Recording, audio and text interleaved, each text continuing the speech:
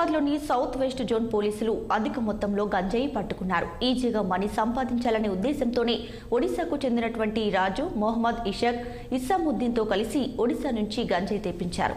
గంజాయిని ఇన్నోవా కారులో తరలిస్తున్న సమయంలో పోలీసులు పట్టుకుని వారి వద్ద నుండి 68 కేజీల గంజాయి స్వాధీనం చేసుకున్నారు.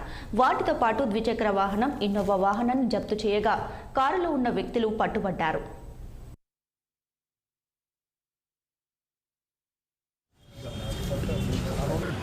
బిలాల్ మస్జిద్ దగ్గర ఇమ్రాన్ హోటల్ దగ్గర ఒక క్లియర్ ఇన్ఫర్మేషన్ మీద ఒక ఇన్నోవా బేరింగ్ నెంబర్ MH43N9077 అనే ఇన్నోవాని ఆపి చెక్ చేసి దాంట్లో అబౌట్ ఒక 70 కిలోల గాంజాని, డ్రై గాంజాని పట్టుకోవడం జరిగింది. ఈ 70 కిలోల గాంజా 36 కవర్లలో, ర్యాప్లలో చుట్టి, వాసన రాకుండా ఈ బలంగా చుట్టి, తర్వాత ఇవి 5 గన్నీ బ్యాగుల్లో వేసి దాంట్లో తీసుకుని రావడం జరిగింది.